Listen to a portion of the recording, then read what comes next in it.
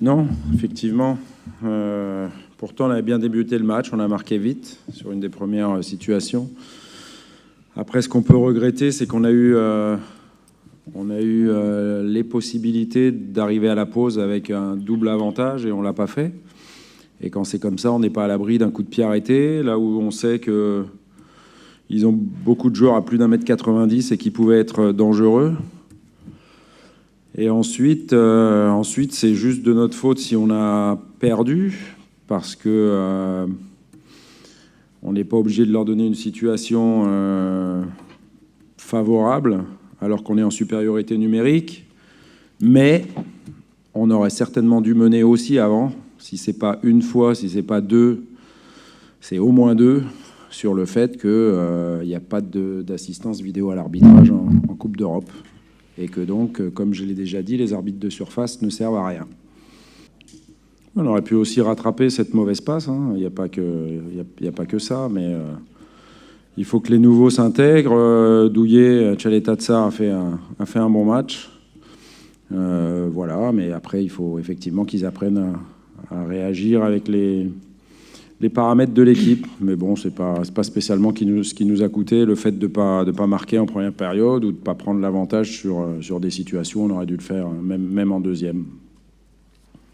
Je sais pas, il n'y a pas que mes joueurs qui se sont endormis, ça c'est sûr. Mais oui, c'est particulier, mais c'est comme ça. On avait pris l'avantage, on avait décidé de pas reculer et d'essayer de marquer un deuxième but en deuxième.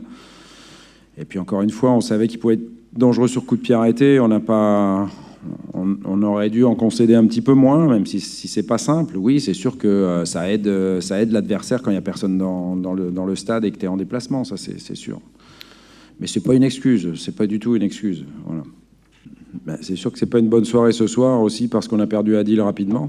Et puis du coup, ça a obligé Luis Gustavo à rentrer vite et à faire un match complet. Donc voilà, on a manqué de réussite à tous les niveaux ce soir. Il faudra la forcer dimanche.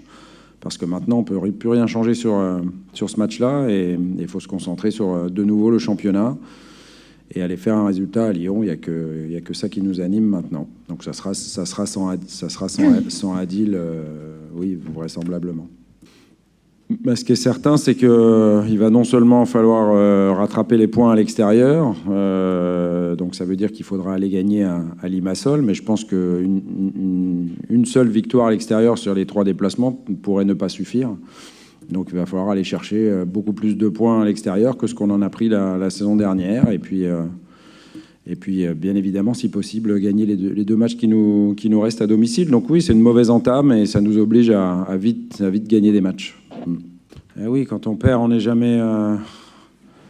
on est toujours abattu, le vestiaire l'est. Maintenant, il faut vite se remobiliser. Demain matin, on sera à l'entraînement et il faut vite digérer cette contre-performance, ce match. Et puis, comme je l'ai dit, il faut vite se remettre dans le championnat où on est dans une position intéressante. Et comme je l'ai dit la dernière fois, on va voir si on est capable de la conserver, cette deuxième place. Encore une fois, je pense qu'on a peut-être pas fait suffisamment assez à 11 contre 10 pour le gagner, mais les situations dans leur surface de réparation, on les a eues. Et à partir du moment où il y a des choses illégitimes qui se font et qui vous permettent pas de prendre les devants, ben on pousse et on s'expose. Et parfois, ça permet aussi à l'adversaire, sur une des rares incursions, d'avoir des occasions de marquer un but. Ça peut arriver. Non, j'en ai pas parlé entre les lignes. Voilà, il y a des erreurs flagrantes ce soir au niveau de l'arbitrage. L'arbitre de Centrale a été parfait.